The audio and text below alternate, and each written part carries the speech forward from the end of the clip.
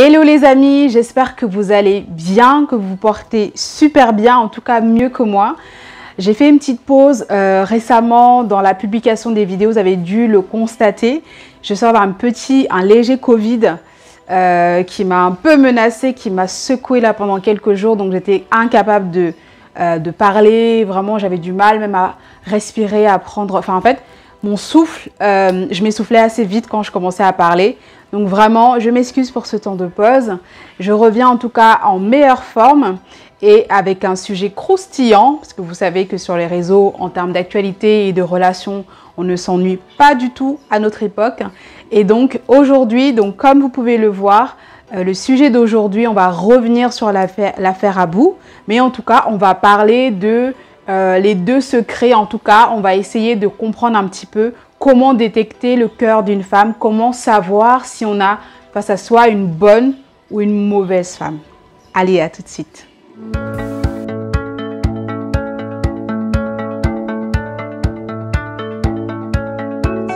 Avant de commencer cette vidéo, je te prie de t'abonner si tu ne l'as pas encore fait, d'activer la cloche de notification pour recevoir voilà, un petit message à la prochaine vidéo qui sera publiée ici.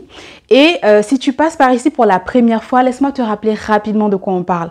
Ici, on parle de relations amoureuses, on parle des relations hommes-femmes, de la complexité et des non-dits en fait qui sommeillent entre les couples, entre les hommes et les femmes de notre époque. Pourquoi les relations sont devenues aussi difficiles? Pourquoi les compréhensions sont-elles si difficile en fait. Donc voilà, on décortique tout ça ici, j'apporte toujours une petite analyse, ma petite expérience personnelle, te montrer en fait que tout ce que je raconte ici, je l'ai vécu. Alors, rentrons dans le vif du sujet. J'ai pas voulu laisser passer ce sujet parce que voilà, bien que ça s'est passé quand j'étais malade, etc., je me suis dit non, faut que j'en parle, je vais pas le laisser passer parce que Chichi n'a pas dit son petit mot, ok? Alors, on va pas revenir donc sur l'affaire Abou Diaby, le super influenceur, je crois qu'il fait de la télé-réalité, qui s'est marié aussi vite que je ne sais pas, que je me suis maquillée tout à l'heure avec une femme qu'il venait de rencontrer. Voilà, vous avez tous, je pense, vu la vidéo parce que la vidéo, elle a fait de mémoire plus de 4 millions de vues en même pas 2 semaines. Non, même pas une semaine, quelques jours, je crois. Ça n'a même pas atteint une semaine, hein. Quelques jours. Et donc voilà, vous connaissez l'histoire. Hein. Donc il était trompé, abusé émotionnellement, parce que ouais, pour moi c'est de l'abus, émotionnellement par son ex-femme. Mais alors c'est vrai qu'on va quand même mentionner la chose qui a vraiment choqué les gens, entre guillemets, et moi aussi. C'est que effectivement cette dame-là, elle était voilée et elle utilisait la religion pour se faire passer pour une femme bien, une femme vertueuse, de bonne foi, etc. La chose qui a aussi le plus choqué, c'est qu'elle a effectivement trompé son mari avec plusieurs hommes en pratiquant des actes sexuels qu'elle ne pratiquait pas avec son mari en fait. Donc voilà, ça c'est même pas le plus grave, mais le fait qu'elle le fasse avec plusieurs hommes différents, ça quand même faut le faire. Alors, ma petite analyse du jour. Comme d'habitude, vous me connaissez, hein, moi je prépare toujours mes vidéos. Je ne fais rien à la légère. Et d'ailleurs, je profite de cette courte introduction là que j'ai commencée pour rappeler une petite chose. Vous savez, ici sur ma chaîne, j'ose espérer que je m'adresse à des personnes matures, conscientes, des personnes responsables et qui s'assument. Je veux vous envoyer un court message. Vous savez, aujourd'hui, les réseaux sociaux, c'est une plateforme voilà, d'expression, d'accord? Jusque-là, tout va bien. Mais soyons un peu plus vigilants. Je vous invite vraiment, mes gens, mes boubous, mes abonnés, à être vigilants sur ce que vous postez sur les réseaux sociaux, sur ce que vous allez dire, parce que ne venez pas en fait donner votre avis avec de la colère, voyez, et essayez de cogiter en fait chaque sujet, essayez de cogiter vos propos et de venir en fait proposer en tout cas un point de vue constructif. Même si vous êtes déçu ou voilà, choqué par certaines choses, essayez de le dire de la bonne manière et de faire en sorte que le message que vous partagez puisse être constructif et puisse aider en fait la jeune génération qui arrive derrière. Vous savez que tout ce qu'on met sur les réseaux aujourd'hui, c'est pas forcément pour nous. Nous, on est là, on vient, on publie, on s'en va. Mais qui est-ce qui regarde derrière? Ce sont nos petits frères, nos petites sœurs qui sont encore au collège, au lycée et qui vont regarder ça. Donc, qu'est-ce qu'on veut leur laisser comme message? Par rapport à cette histoire, par exemple, quel est le message? qu'est-ce qu'on retient en fait de ce problème-là? Qu'est-ce que je vais pouvoir dire à ma petite sœur de 15 ans demain? Est-ce que c'est bien de se cacher derrière une religion pour faire des bêtises? Est-ce que l'infidélité finalement, qu'est-ce que c'est? Est-ce qu'il faut pardonner? Faut pas pardonner? Voilà. J'ai vu beaucoup de messages de haine, des messages insultants, négatifs, etc. Je comprends qu'on soit fâché, en colère vis-à-vis de ce que la femme a fait, vis-à-vis de l'homme aussi, le fait de venir exposer comme ça son couple. Mais essayons d'avoir en tout cas la démarche responsable lorsqu'on publie un message. Voilà, ça c'était pour la petite parenthèse. Maintenant, rentrons vraiment dans le vif du sujet. J'ai fait mes petites notes comme d'habitude. Vous savez que moi, je prépare toujours mes vidéos à l'avance parce que justement, je fais attention à ce que je dis. Parce que cette vidéo, par exemple, je pourrais très bien la transférer à ma petite sœur, mon petit frère. Parce que le contenu que je vais mettre là-dedans, bah, c'est un contenu que, voilà, je peux effectivement le leur répéter en face. Donc, ce que j'ai mis comme premier point, j'ai mis alors 3 points. Le premier point que je voulais vraiment, sur lequel je voulais vraiment insister et revenir là-dessus, c'est que l'infidélité, hein, c'est le point central, on va dire, de ce problème de Abou et sa femme. Parce que c'est l'infidélité, d'accord? En un, il y a l'infidélité et en deux, il y a la religion. L'infidélité, ça fait partie, on va dire, de l'aventure du couple, de l'aventure de la relation. On va dire, c'est comme tu roules, voilà, tu as ta voiture, tu vas en vacances, tu as, je sais pas, 3000 km à faire, attends-toi à ce qu'il y ait crevaison. Même si tu as fait tous tes checkings, tous tes machins et tout, toutes tes révisions, attends-toi. En fait, il faut être préparé à ce genre d'incident sur la route. Ça peut arriver. Et si ça arrive, tu vas pas dire, mais mince, mais j'ai acheté une voiture, elle est comme ça, j'ai fait ça. Non, on ne sait pas ce qui est sur la route. Tu sais pas. Tu sais pas s'il y a un caillou bien pointu qui attend que toi, que ta voiture à toi, pour crever ton pneu. Donc voilà, l'infidélité, ne banalisons pas ce sujet. Ce n'est pas un sujet lambda. Ce n'est pas un sujet à prendre à la légère. C'est pas parce que ça fait partie de l'erreur humaine que ça doit être bafoué comme ça, on doit en parler comme si c'était un petit mensonge. Non, quand tu vas tromper quelqu'un, quand tu vas donner ton corps à une autre personne, c'est que tu es en train de rompre le pacte d'amour, de respect, de loyauté, de fidélité, de sincérité que tu as signé avec ton partenaire actuel. Je parle même pas de mariage, je parle juste dans une relation normale. Quand tu vas donner ton corps à une autre personne, que ce soit l'homme ou la femme, tu es en train de rompre un pacte. Et un pacte, vous savez que c'est ça en fait le fondement d'une relation. Si tu as envie de casser ta relation, si tu as envie de partir, tu n'es pas obligé d'aller tromper pour ça. Tu peux juste partir. Tu vois ce que je veux dire? Donc l'infidélité, c'est un sujet aujourd'hui avec les réseaux sociaux qui est devenu tellement banal en fait. Notre génération aujourd'hui a trop banalisé ça parce qu'effectivement, on va dire sur le marché du célibat, il y a tellement de femmes, les femmes deviennent de plus en plus jolies, fraîches, etc. Les mecs aussi ils se mettent en mode et tout. Ça ne veut pas dire que on doit accepter ça. Vous voyez ce que je veux dire? C'est pas normal. Donc l'infidélité, c'est pas normal. Ni du côté de la femme, ni du côté de l'homme. Mais alors par contre, les hommes, les femmes sont infidèles. Il faut vraiment que vous puissiez intégrer ça aujourd'hui. Je pense que les hommes sont trop naïfs. Encore aujourd'hui, les hommes sont trop naïfs. Il faut que vous arrêtiez ça. Les femmes, c'est pas des saintes. Qu'elles soient chrétiennes, musulmanes, juives, tout ce que tu veux. Qu'elles pratiquent ou pas une religion, une femme, tu la vois belle, naturelle, pas de make-up, etc. C'est pas une sainte. Ne te laisse pas en fait acheter par ce que tu vois. Ne te laisse pas prendre par la marchandise. C'est ce qui est à l'intérieur. Il faut creuser en fait pour croire que vraiment cette femme-là, elle est ce qu'elle dit. Elle est ce qu'elle me présente. C'est pas au premier regard, non, au feeling et tout ça comme on voit. Non. Une femme, elle cache tellement de sentiments, de vices. Elle cache beaucoup de mauvais en elle. Vous voyez, souvent, il y a des femmes qui sortent d'une relation, elles entrent dans une autre relation avec avec de la colère, avec du mépris vis-à-vis des hommes, avec en fait tellement du mauvais, on va dire ça comme ça. Je ne sais pas quel mot vraiment je peux employer là-dessus, mais en fait, elles arrivent dans une relation avec beaucoup de mauvais. Parce que en plus, si vous avez la chance, en plus, si vous avez la malchance qu'elle soit une femme qui a un mauvais fond, alors là, vous êtes mal barré. Parce qu'elle peut vous faire les pires crasses, par vengeance, par déception, par ennui. Une femme aussi, on a vu que les femmes qui s'ennuient ici dehors, eh ben, elles sont capables de tendre des petits pièges à leur mec pour tester la fidélité, soi-disant. Pour tester si vraiment il va aller voir sa mère, comme il le dit. Pour tester si vraiment, meuf, tu t'ennuies ou quoi? Il y a des femmes qui font ça.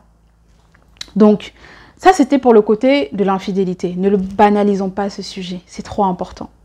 Et les femmes sont aussi infidèles que les hommes aujourd'hui. Je répète ça vraiment, parce que les hommes, ils ont cru que, voilà, non, nous on est là, on parle à personne, on fait rien, on se fait pas draguer. Mais alors dehors, vous savez le nombre de mecs, toute la journée, c'est un combat pour rester fidèle. Oui, oui messieurs, on combat pour rester fidèle. C'est une lutte. Donc voilà. Le deuxième point que je voulais mentionner, c'est il y a un célèbre entre guillemets entrepreneur camerounais qui dit toujours dans ses vidéos, on ne pleure pas. Donc moi j'ai envie de dire, dans l'infidélité, on ne pleure pas. On ne pleure pas, pourquoi? Parce que on n'a pas le temps de pleurer. D'accord? Tu peux faire ton petit deuil, prendre 2-3 jours, ok, tu vides ta colère, etc., ta déception, etc. Mais on ne pleure pas parce que on n'a pas le temps. Il faut vite pardonner et passer à autre chose. Parce que si tu as été victime d'infidélité dans ta relation, que ce soit l'homme ou la femme, et que tu passes des années à te lamenter, des mois et tout, tu te lamentes, tu pleures, tu montes, tu descends, go! Entre-temps, ta relation, le temps passe, de 1, et de 2, tu n'es pas en train de guérir, tu es en train de ressasser une blessure. C'est comme si tu es déjà blessé, mais tu es en train de gratouiller à l'intérieur tous les jours. Comment tu veux que ça cicatrise? On pleure 5 minutes, on passe à autre chose, vite fait, bien fait. Parce qu'il faut pardonner et avancer. Pardonner, ça prend du temps, avancer, ça prend du temps. C'est là où il faut prendre beaucoup de temps. Il faut prendre du temps pour pardonner, pas pour pleurer. Il faut prendre du temps pour pardonner et pour avancer. Lorsque tu auras fait ces deux choses-là, tu pourras mettre ça derrière toi et recommencer à nouveau avec ton partenaire actuel ou avec un nouveau partenaire. D'accord? L'infidélité, soit on reste, on pardonne, mais on oublie, c'est-à-dire on passe à autre chose. Venez pas nous faire les trucs, oui, je te pardonne, mais j'oublie pas. Non, tu pardonnes et tu oublies. Tu passes à autre chose parce que là, le jour où tu vas remettre ça sur la table, tu es en train de détruire peut-être 10 années, 15 ans d'efforts que le mec il aura fait. Donc voilà. Et le troisième point, c'est que j'ai vu beaucoup en termes de commentaires, en fait, il y a beaucoup de femmes qui disaient, oui, voilà, les hommes, vous aussi, maintenant, vous allez comprendre ce que ça fait d'être infidèle. Maintenant, vous allez goûter à ce que ça fait. Depuis des années, les femmes, on souffre, on est là, on subit, etc., etc. Qu'est-ce qu'il y a? Vous voulez rentrer dans une espèce de vengeance maintenant? Vous voulez rendre la monnaie de la pièce? Vous voulez devenir aussi infidèle que les hommes? Parce qu'on ne va pas se mentir. C'est vrai que, statistiquement parlant, les hommes sont plus infidèles que les femmes. Mais les femmes le sont aussi tout autant que les hommes. Vous voyez ce que je veux dire? Je joue un peu sur les mots, mais comprenez bien le sens. Les femmes le sont tout aussi. D'accord? Autant ça peut arriver à un homme, autant ça peut arriver à une femme. Donc, gardez bien cela en tête. Et vous verrez que, faites un sondage même dans votre patelin, là, que vous verrez que toutes les femmes, là, elles ont déjà été infidèles au moins une fois. Donc, ne venez pas aujourd'hui, avec vos colères, nous dire sur les réseaux que non, maintenant, nous aussi, en fait, de féliciter en fait cette fille-là. Parce que la fille, j'ai vu plein de filles qui ont mis sa photo, oui, enfin, félicitations, machin, machin. Attends, mais vous voulez nous enseigner quoi? Vous voulez nous apprendre quoi en fait? On va l'applaudir cette dame? Non, déjà non. On ne va pas l'applaudir parce que l'infidélité ne sera jamais valorisée. On ne va jamais valoriser l'infidélité dans un couple.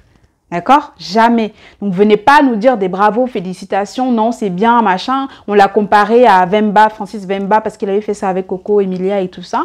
Et maintenant, soi-disant, on a trouvé aussi notre go infidèle, machin, plus. Non, c'est pas le bon message à véhiculer. Moi, je félicite pas ça. Donc, ne rabaissez pas aujourd'hui votre valeur parce qu'un homme vous a été infidèle. C'est pas parce qu'un homme vous a été infidèle, pardon, que vous allez l'être en retour. Ça n'a pas de sens. Ne venez pas aujourd'hui rabaisser votre valeur parce qu'une femme, son corps, c'est un trésor. C'est ça ta valeur en fait. Si on pouvait même scanner en bas là, moi je vous dis quelque chose. Et que c'était ça qui faisait en fait, qui donnait ou pas la valeur, en fait, qui augmentait la valeur d'une femme sur le marché, si on pouvait scanner en bas, là, vraiment. Je peux vous dire, aujourd'hui, il y aurait des femmes belles comme tout, mais qui ont 0, qui sont à moins 15, moins 10. Parce qu'en bas, là, elles ont trop donné, elles ont trop partagé. C'est pas valorisant pour une femme, c'est pas à féliciter. On a dit que le corps de la femme était un trésor, c'est précieux. D'accord? On ne dit pas d'aller vous donner de gauche à droite parce que soi-disant, on vous a trompé dans vos précédentes relations et maintenant vous voulez un peu faire genre, oui, vous aussi, vous pouvez aller voir ailleurs. On n'est pas dans une égalité, une bataille. Il faut complètement couper ce discours-là. Moi, je vous dis.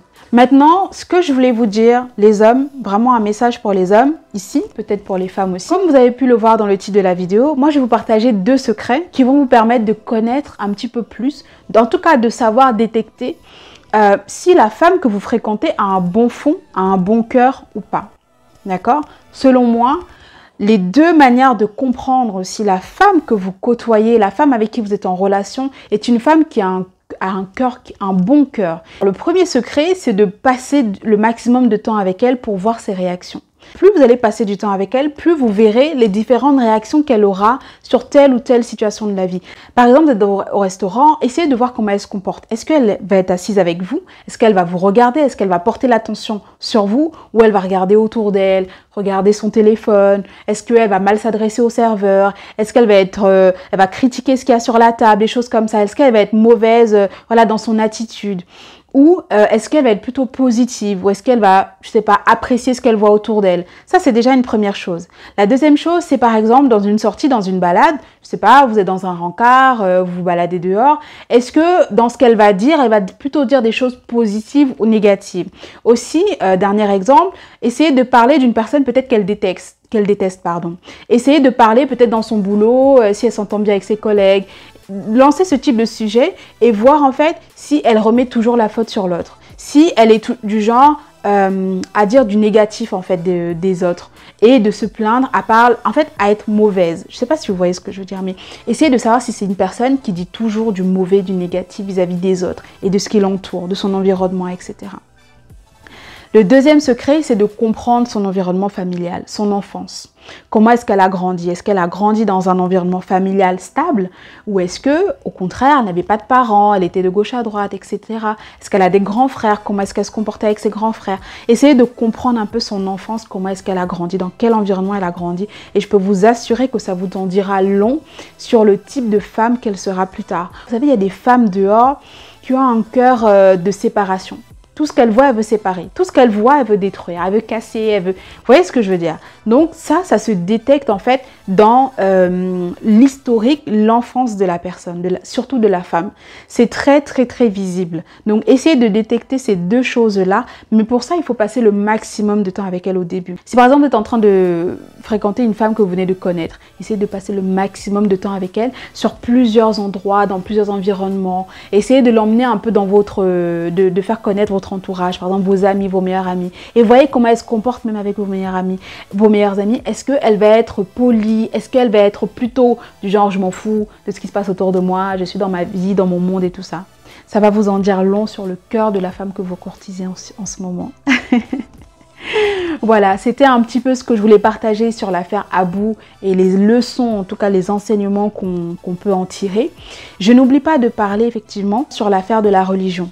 Alors, c'est vrai que j'ai pas voulu en parler tout de suite parce que effectivement, j'aurais pas de plus-value. Ce que je vais dire n'aura pas de plus-value en fait sur ce que vous connaissez déjà. Vous savez que le fait d'utiliser la religion pour commettre des péchés, c'est très mauvais. Donc voilà, c'est pour ça que je ne me suis pas plus que ça appuyée dessus parce qu'on aura... Voilà, je vais répéter ce que vous connaissez déjà à mon avis et ce que tout le monde sait déjà. Donc voilà. C'est ici qu'on termine cette vidéo. J'espère que le contenu t'aura plu. Si c'est le cas, n'hésite pas à me faire... Ma fiche est tombée. Si c'est le cas, n'hésite pas à me mettre un petit pouce, c'est gratuit, ça coûte rien. Laisse-moi un petit commentaire, donne-moi vraiment le message que tu as tiré de cette histoire d'infidélité sous couvert religion.